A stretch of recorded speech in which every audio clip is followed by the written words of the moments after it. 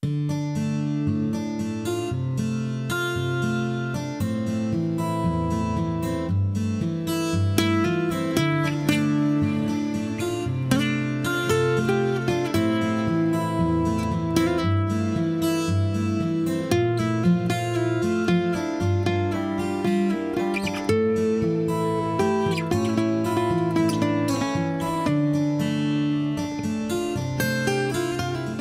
la Universidad de Sevilla, fundada a principios del siglo XVI, en el año 1505, no existieron alumnas hasta el curso 1889-1890.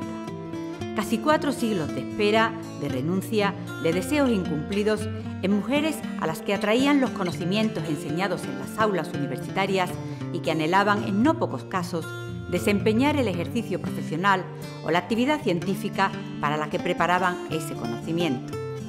Lo había impedido una sociedad androcéntrica que destinaba los beneficios de la modernidad solo a la población masculina, que hacía inviable la voluntad de algunas mujeres de interesarse por asuntos que no fueran los adjudicados dentro del hogar familiar. Intelectuales y gobernantes creían y difundían que la contribución de los hombres al progreso requería de mujeres dedicadas a cuidarlos. Mentalidad que transgreden algunas jóvenes a partir del último tercio del siglo XIX, pensando en su futuro con posibilidades más abiertas, con mayor autonomía, estrenando nuevas ocupaciones.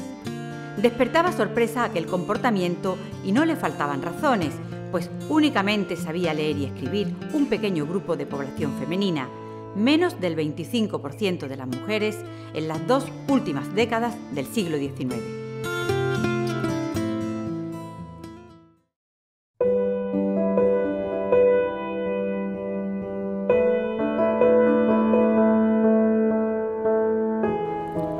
La entrada de mujeres en las universidades fue una sorpresa en la España del último tercio del siglo XIX. No se entendía por qué una mujer quería realizar unos estudios que se pensaba no iban a ser útiles ni para ellas mismas ni para la sociedad. Sin embargo, hubo unas chicas que decidieron prepararse para el ejercicio de una profesión que, entre otras cosas, les iba a proporcionar autonomía económica. Fue precisamente en el Distrito Universitario de Sevilla donde, en uno de sus institutos, el de Huelva, pide matrícula una alumna, Antonia Robas, que quiere realizar el bachillerato. Ella es la que abre la puerta para que a continuación otras se vayan sumando a este mismo deseo. Fue en 1870 y después, en 1889, es cuando las primeras se matriculan, una en la Facultad de Medicina, entonces en Cádiz, Antonia Robas, y otra en la Facultad de Ciencias, aquí en Sevilla.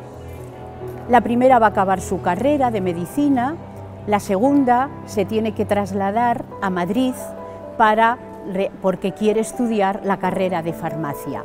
Esta era una chica de Palma del Río que se llamaba Blanca de Lucía.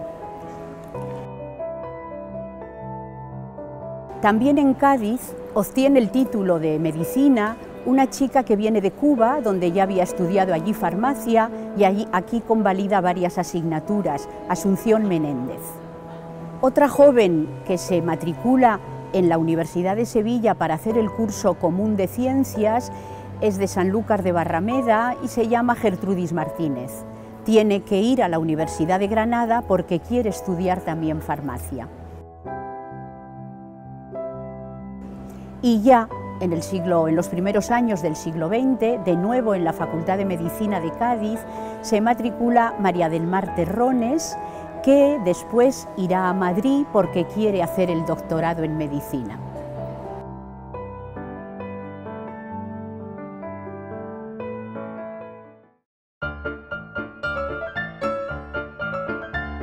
En 1910 va a cambiar mucho la situación de las mujeres que quieren matricularse en las universidades, porque en este año hay 2 normativas, una de las cuales dice que la mujer que quiera matricularse en la universidad ya no tiene que solicitar un permiso al ministerio para poder asistir a las clases, y otra normativa que dice que las licenciadas pueden presentarse ya a las oposiciones que convoque el Ministerio de Instrucción Pública y Bellas Artes.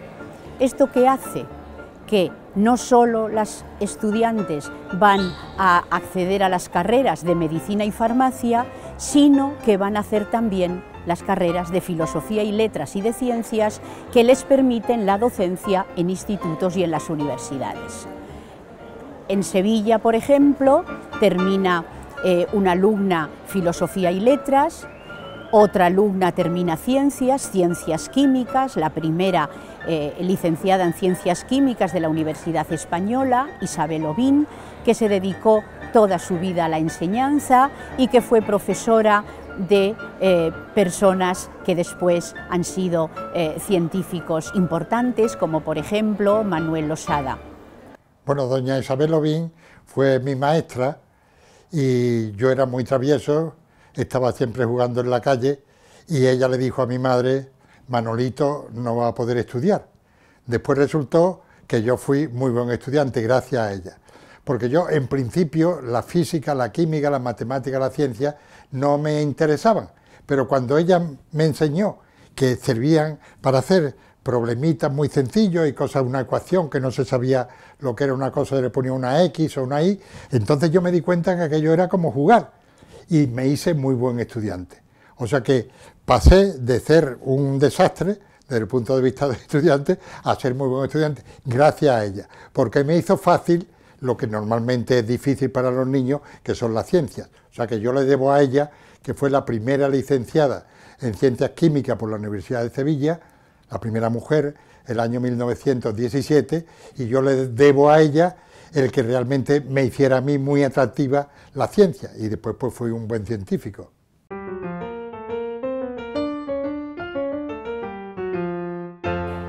En los años 20, las alumnas, cada alumna en las aulas ya está acompañada por otras compañeras.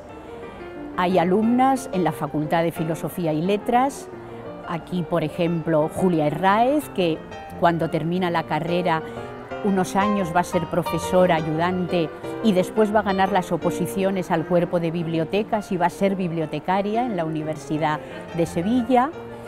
En la Facultad de Medicina, por ejemplo, Cecilia García de Cosa, que va a ser una de las dos únicas médicas que ganen la oposición a médica de la Marina Mercante.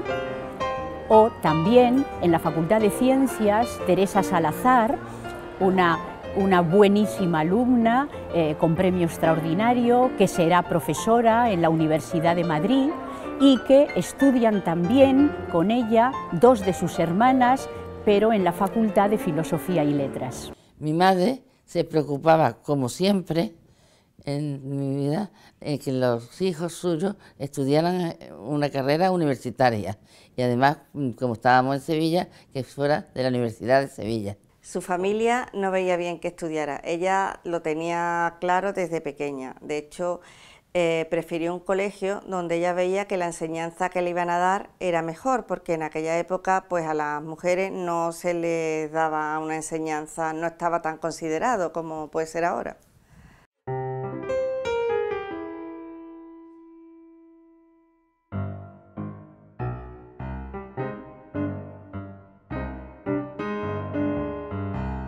En la etapa de la Segunda República sigue aumentando el número de alumnas en todas las facultades. Quería poner aquí de manifiesto el que la Facultad de Medicina tiene un buen grupo de alumnas. Entre ellas está, por ejemplo, Felicidad Abril, una médica que ejerció como tal hasta su jubilación, y una de sus hijas también ha sido profesora catedrática de la Universidad de Sevilla, Felicidad Los Certales. Estudiar medicina, cuando mi madre llegó aquí con sus 17 años, era una cosa pues, prácticamente imposible para una mujer, ¿no? Sin embargo, ella lo consiguió.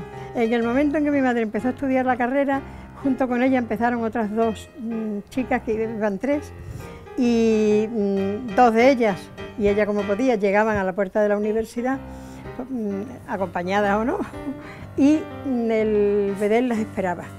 Entonces el bedel las acompañaba a la mesa del catedrático, a la sala donde iba a ser la clase de aquel día, y a ellas las sentaba en la misma mesa del catedrático, no las podía sentar abajo. Era una cosa tan atípica que hubiera chicas estudiando la carrera, que las chicas se sentaban arriba y allí con mucha vergüenza, porque las estaban mirando todas las clases, tomaban sus apuntes y iban trabajando. Esto duró poco, porque según nos contó ella, luego ya se integraron de tal manera que no era necesaria esa discriminación de proteger a las chicas de los chicos. En cuanto a su categoría, diríamos, de estudiante, pues era muy brillante. Tiene una hoja de expediente asombrosa, ¿no?, llena de sobresalientes. Y al lado del sobresaliente la palabra premio, que significaba con matrícula de honor y que le salía gratis. Era otro aliciente también para estudiar mucho. Ella fue la que obtuvo en la oposición de alumno interno el número 1. En esta época entran en la Facultad de Derecho sevillana también alumnas. Es la facultad donde más tardan las mujeres en entrar, puesto que sus salidas profesionales estaban muy limitadas. Sin embargo, no pocas se matriculan en nuestra universidad. De ellas, aludir, por ejemplo, a las hermanas Bono Huerta, mujeres singulares por la profesión que van a ejercer después. Una gana las oposiciones a registradora de la propiedad y otra gana las oposiciones a notaría.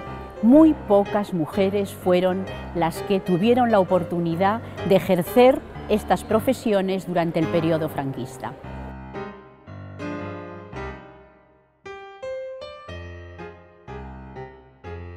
Antes de 1936, también hay mujeres que se estrenan como profesoras en la Universidad de Sevilla.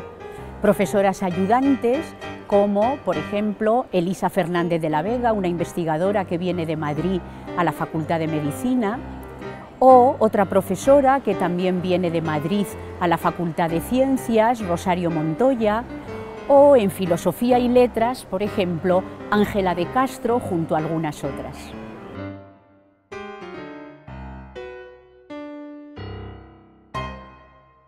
Iniciado el periodo franquista, las mujeres siguen acudiendo a la Universidad de Sevilla a pesar de los mensajes domésticos en los que se insiste para ellas. Las mujeres quieren seguir realizando una carrera para poder presentarse a oposiciones, para poder realizar un trabajo profesional. En la Facultad de Filosofía y Letras, en estos años 40, estudia Elena Ramos, una mujer que viene a Sevilla para estudiar en nuestra universidad. Bueno, el ambiente era estupendo, era normal, entre chicos y chicas y los profesores. Había unos que son más reservados, que no se manifestaban, que no hablaban tanto, pero otros mucho. Ya digo, don Francisco Murillo, estupendo. Y por ejemplo, el de geografía, pues no, era su clase, se acabó y tal. Pero los demás muy bien. Nos llevábamos estupendamente, todas. Alumnas que junto a sus compañeros hacen viajes culturales organizados por la Cátedra de Historia del Arte.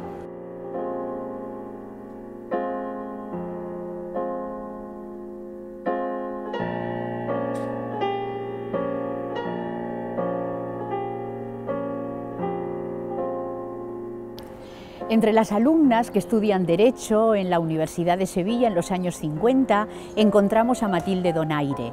Acaba la carrera, se presenta a unas oposiciones, gana una plaza y va a estar ejerciendo su profesión toda su vida hasta el momento de la jubilación. Empezamos la carrera, creo que fueron 9 o 10 alumnas, pero enseguida empezaron a desaparecer y quedamos 5, que fuimos las que terminamos la carrera en el año 56. Y bueno, la vida en la facultad pues muy distinta a la de ahora, por supuesto. Los compañeros estaban un poco separados, nosotros estábamos en primera fila. A veces algún catedrático, como don Ramón Carande, nos subía a la tarima con él. Y entonces teníamos un trato bastante especial, a veces un poco chocante. En aquel momento las salidas para las chicas de esta carrera era muy difícil, teníamos muy pocas salidas, ni podíamos ser notarios, ni registradores, ni, bueno, el ejercicio sí, pero bueno, estaban muy limitados. Y entonces pues hubo unas oposiciones a TAC, que se llamaban técnicos de administración civil, funcionarios de ministerio, en las que se exigía el título de Derecho y a las que yo me preparé y me presenté y la saqué. Lo que sí era muy difícil ser universitaria en aquella época, sobre todo en una carrera que era mucho más de hombres que de mujeres. Incluso los propios compañeros, no todos, aceptaban que hubiera niños y los profesores ni menos. Entonces éramos como un poco, no mal vistas quizás, pero sí teníamos dificultades en la propia universidad. Quizás en otras carreras a lo mejor no, porque había más alumnas, como eran letras o eran química, ahí había más alumnas.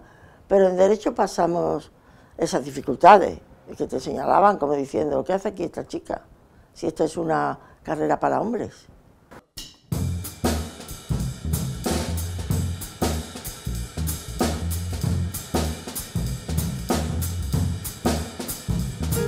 Las alumnas suelen sacar muy buenas calificaciones, son estudiosas y por lo tanto algunas continúan como profesoras ayudantes haciendo el doctorado en la universidad.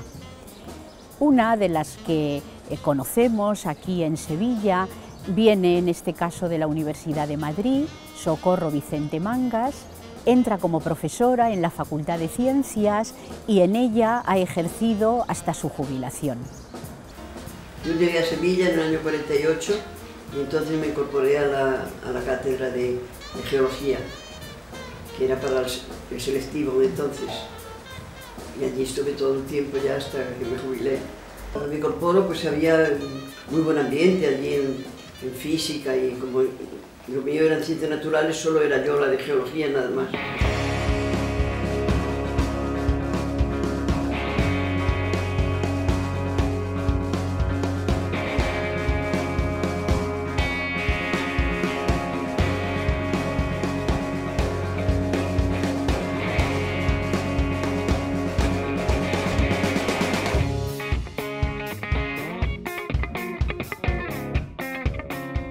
A estas mujeres pioneras se fueron uniendo otras y otras más, hasta llegar a la realidad que vemos hoy en nuestra Universidad de Sevilla. Una mayoría de alumnas, muchas profesoras, mujeres en los órganos de gobierno, en las tareas de gestión, en la administración, en los servicios.